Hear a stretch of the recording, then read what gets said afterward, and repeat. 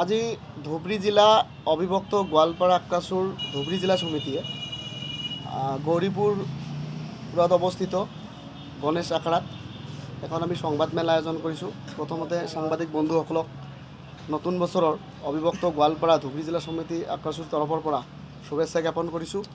আৰু আপোনালোকে ইতিমধ্যে জানে যে আমাৰ আক্ৰাসুৰ 6টাকৈ জাতীয় সংগঠনে সন্মিলিত মঞ্চৰ উদ্যোগত অহা 21 জানুৱাৰী ৰাতিপুৱা 5 বজাৰ পৰা সন্ধিয়া 5 বজালৈকে 12 ঘণ্টীয়া অসম বন্ধৰ যি সৰ্বাত্মক কাৰ্যসূচী ইতিমধ্যে গ্ৰহণ কৰা হৈছে। আৰু এই কাৰ্যসূচীত বিশেষকৈ ধুবৰী জিলাৰ যিসকল বজাৰ সমিতি আছে, ধুবৰী জিলাৰ অটো চালক, টেম্পু চালক বা টোটো চালকসকল আছে, তেওঁলোকক আমি ধুবৰী জিলা আক্ৰাসুৱে বা অবিভক্ত গোৱালপাৰা ধুবৰী জিলা আক্ৰাসুৱে আমি আহ্বান জনাইছোঁ যাতে আমাৰ এই কোচ ৰাজবংশী জনগোষ্ঠীটোৰ জাতিটোৰ প্ৰতি বা জনগোষ্ঠীটোৰ প্ৰতি শ্ৰদ্ধা জনাই যাতে অহা এই 5 বজাৰ পৰা অহা 21 জানুৱাৰী 5 বজাৰ পৰা সন্ধিয়া 5 বজালৈকে যাতে ধুবৰী জিলাক সকলোৱে যাতে সৰ্বাত্মকভাৱে যাতে এই বন্ধৰ কাৰ্যসূচীটো পালন কৰে, তাৰ কাৰণে আমি সকলো শ্ৰেণীৰ ৰাইজকে সকলো জাতি জনগোষ্ঠীকে আহ্বান জনাইছোঁ ধুবৰী জিলা সমিতিৰ তৰফৰ পৰা। আৰু তাৰ লগতে আমি ক'ব খোজোঁ যে বিশেষকৈ যেহেতু আমাৰ 6টাকৈ জাতীয় সংগঠনে ইতিমধ্যে 21 জানুৱাৰীত আমাৰ এই বন্ধৰ কাৰ্যসূচী দিয়া হৈছে, গোটেই অসম জুৰি এই সৰ্বাত্মক কাৰ্যসূচী কিন্তু গ্ৰহণ হ'ব।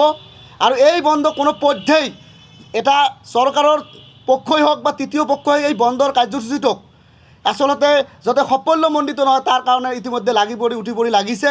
আৰু বিভিন্ন আমাৰ জিলা সমিতি হওক, আঞ্চলিক সমিতি বা কেন্দ্ৰীয় সমিতিৰ বিষয়ববীয়ালৈকে কিন্তু যি চৰকাৰে তৃতীয় পক্ষৰ জৰিয়তে বা পুলিচৰ জৰিয়তে বিভিন্ন ধৰণৰ অত্যাচাৰ, বিভিন্ন ধৰণৰ নোটিছ প্ৰেৰণ কৰি আমাক হাৰাশাস্তি কৰি আছে। গতিকে কোচ ৰাজবংশী জনগোষ্ঠীটো আমি চিলেৰায়ৰ বংশধৰ, চিলেৰায়ৰ ব্লাড আমাৰ শৰীৰত আছে, আমি কেতিয়াও কিন্তু ভয় নকৰোঁ। গতিকে অসম চৰকাৰক আমি সকীয়াই দিব বিচাৰিছোঁ যে আমাক কিন্তু আমাৰ যি চিলেৰায়ৰ আমাৰ বংশৰ আমাৰ ব্লাড আছে, আমি ভয় নকৰোঁ। গতিকে আমাক কিন্তু খং নুঠাব, নহ'লে কিন্তু অসমত যে উত্তপ্ত পৰিস্থিতি হ'ব এই কথা স্পষ্টভাৱে সকীয়াই দিছোঁ। আৰু এই 21 জানুৱাৰীৰ বন্ধত ধুবৰী জিলাৰ প্ৰতিখন বজাৰে হওক, গাড়ী হওক, টোটো চালক, অটো চালক সকলোকে আমি পুনৰবাৰ আহ্বান জনাইছোঁ যাতে এই বন্ধ যাতে স্পষ্টভাৱে সকলোৱে যাতে মানি লৈ আমাৰ জাতিটোৰ প্ৰতি শ্ৰদ্ধা জনাই যাতে সকলোৱে যাতে পালন কৰে, তাৰ কাৰণে আহ্বান জনাইছোঁ। আৰু যদি কোনোবাই নিজাববীয়াকৈ যদি ৰাস্তাত বা দোকান পোহাৰ বন্ধ নকৰে, আমি নিশ্চয়কৈ আহ্বান জনাইছোঁ তেওঁলোকক, বাৰে আমি আহ্বান জনাইছোঁ তেওঁলোকে বন্ধ ৰাখিবলৈ। আৰু তাৰ মাজত যদি কিবা বিভ্ৰান্তিকৰ পৰিৱেশৰ সৃষ্টি হয়, তেওঁলোকে নিজে দায়ী হ'ব, প্ৰশাসনে দায়ী হ'ব, অসম চৰকাৰে দায়ী হ'ব। এই কথাটো আমাৰ ধুবৰী জিলা আক্ৰাসু অবিভক্ত গোৱালপাৰাৰ পৰা স্পষ্টভাৱে আমি জনাই দিছোঁ। আৰু তাৰ লগতে আমাৰ যিসকল কেন্দ্ৰীয় সমিতি আছে তেওঁলোককো অনুৰোধ জনাইছোঁ যে তেওঁলোকে প্ৰতিখন জিলা সমিতিক জনাই দিব লাগে। আৰু প্ৰতিখন জিলা সমিতিৰ পৰা আমি আহ্বান জনাইছোঁ যে স্পষ্টভাৱে এই বন্ধ যাতে সৰ্বাত্মকভাৱে বন্ধ যাতে সকলোৱে পালন কৰে। আমাৰ সক্ৰিয় যিসকল জাতীয় দল সংগঠন ৰাজনৈতিক দলৰ পৰা যিবিলাক মানুহ আছে তেওঁলোকে এই বন্ধক সমৰ্থন জনাই গ্ৰাছ লেভেলৰ পৰা প্ৰতিজন কোচ ৰাজবংশীৰ মানুহে ঢিল দল ভাঙি ওলাই আহি এই 21 জানুৱাৰীৰ যি বন্ধ 5টাৰ পৰা 5টা সৰ্বাত্মক পালন কৰিবলৈ আমি আহ্বান জনাইছোঁ। এই কোচ ৰাজবংশী জনগোষ্ঠীৰ এই 21 জানুৱাৰীৰ বন্ধটোৱে এটা শেষ ৰণ বুলি আমি ধৰি লৈছোঁ। ইয়াৰ পিছতে আমি ছাগলীয়া গেট আৰু শ্ৰীৰামপুৰ গেট ইতিমধ্যে আমাৰ কেন্দ্ৰীয় সমিতিয়ে প্ৰেছ মিটৰ জৰিয়তে প্ৰকাশ কৰিছে যে ছাগলীয়া গেট আৰু শ্ৰীৰামপুৰ গেট অসম আৰু পশ্চিমবংগৰ কোচ ৰাজবংশই মিলি অনিৰ্দিষ্টকালৰ কাৰণে যে বন্ধ অভিজ্ঞতা স্পষ্টভাৱে আমি সকীয়াই দিছোঁ অসম চৰকাৰ তথা কেন্দ্ৰীয় চৰকাৰক। আৰু 21 জানুৱাৰীৰ বন্ধটো 100% হ'ব। আৰু 100% কোচ ৰাজবংশীৰ মানুহে লগতে ধুবৰী জিলাৰ বহুতো জাতি জনগোষ্ঠী আমাক সঁহাৰি জনাইছে। স্পষ্টভাৱে তেওঁলোকে কৈছে যে এই বন্ধ সকলোৱে মানিব আৰু তেওঁলোকে সকলোৱে মানি লৈ এই বন্ধ সাফল্যমণ্ডিত কৰিব। গতিকে আমি ইয়াত কোনো আমাৰ কোশ্চিন মাৰ্ক নাই। গতিকে কিছুমান মানুহে কোশ্চিন উঠাইছে যে আক্ৰাসুৰ বন্ধটোক উদ্ধ কৰা হ'ব, গতিকে কেতিয়াও উদ্ধ নহয়, আমি স্পষ্টভাৱে জনাই দিছোঁ। আৰু এই বন্ধত সৰ্বাত্মকভাৱে সকলোকে পালন কৰিবলৈ আমি আহ্বান জনাইছোঁ। ইয়াৰ লগতে আমি অসম চৰকাৰক ক'ব খুজিছোঁ যে আপোনালোকে দেখিছে যে যেতিয়া কোনোবা বন্ধৰ কাৰ্যসূচী হওক বা যেতিয়া আমি ষ্ট্ৰং কোনো গণতান্ত্ৰিক কাৰ্যসূচী লোৱা হয় তেতিয়া অসম চৰকাৰৰ ফালৰ পৰা চিঠি প্ৰেৰণ কৰা হয়। চিঠি প্ৰেৰণ কৰি আজি দিছপুৰত মাতি লৈ মানে ভোজ ভাত খোৱাৰ নিচিনা কৰা হয়। ভোজ ভাত খুৱাই দি প্ৰতিশ্ৰুতি দি আচলতে আমাৰ জাতিটোক মানে এনেকৈ ৰাজনৈতিকভাৱে ব্যৱহাৰ কৰা হৈছে প্ৰতিটো বাৰে।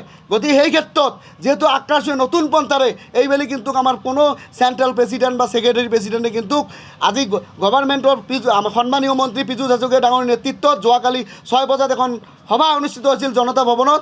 এই সভাত কিন্তু কোনো আমাৰ আক্ৰাসুৰ কোনো এখন সমিতিৰ সভাপতি সম্পাদকে কিন্তু তাত উপস্থিত নাছিল। কিন্তু যেহেতু চৰকাৰে আমাক চৰকাৰে যেহেতু এখন চিঠি পঠাইছে আৰু সেই ক্ষেত্ৰত কিন্তু নিশ্চয়কৈ সন্মান জনাই আমাৰ কিন্তু এটা প্ৰতিনিধি দলে তাত মানে সাক্ষাৎকাৰ কৰি আচলতে আমাৰ যিটো মেছেজ আছিল আমি চৰকাৰক কিন্তু জনাই দিছোঁ যে 21 তাৰিখৰ বন্ধ কোনো কাৰণতে উইথড্ৰ কৰা নহ'ব আৰু অকল এটা আক্ৰাসুৰ নহয়, গোটেই কোচ ৰাজবংশী জাতিটোৱে এটা আৱেগপূৰ্ণ বন্ধ 21 তাৰিখত হ'ব।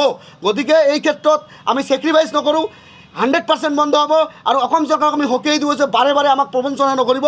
যদি আপোনাৰ দায়বদ্ধতা আছে, সদিচ্ছা আছে, কোচ ৰাজবংশী জনগোষ্ঠীটোক জনজাতিকৰণৰ জৰিয়তে এই কোচ ৰাজবংশী জনগোষ্ঠীটোক আপোনালোকে বচাওক। অন্যথাই ইয়াতকৈ যে ভয়ংকৰ আন্দোলন হ'ব অনাগত দিনত, এই কথাটো আপোনালোকৰ জৰিয়তে অসম চৰকাৰক আমি সকীয়াই দিছোঁ।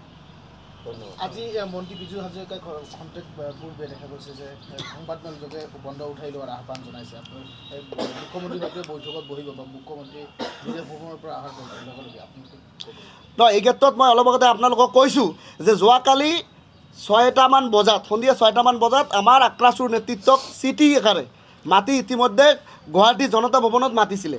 আৰু সেই সভাত আমি স্পষ্টভাৱে জিলা সমিতিবোৰে আমি কেন্দ্ৰীয় সমিতিবিলাকক আমি হেঁচা প্ৰয়োগ কৰিছিলোঁ যে কোনো কাৰণত এই বন্ধ উইথড্ৰ কৰা নহ'ব আৰু আপোনালোকে তাত উপস্থিত হ'ব নালাগে বুলি আমাৰ মত প্ৰকাশ আমি কৰিছিলোঁ। কিন্তু আমাক শ্ৰদ্ধা জনাই কেন্দ্ৰীয় সমিতি যিবিলাক আছিলে তেওঁলোকে তাত কিন্তু উপস্থিত হোৱা নাছিলে। কিন্তু চৰকাৰক শ্ৰদ্ধা জনাই যোৱাকালি আমাৰ এটা সজাতি দলে এটা গৈ তাত উপস্থিত হৈ আমাৰ যিখিনি কথা আছিলে যে এই বন্ধটো কোনো কাৰণত উইথড্ৰ কৰা নহ'ব, আমাৰ আলোচনা, আমাৰ নিশ্চয় সদিচ্ছা আছে, আমি আলোচনা আমাৰ চলি থাকিব।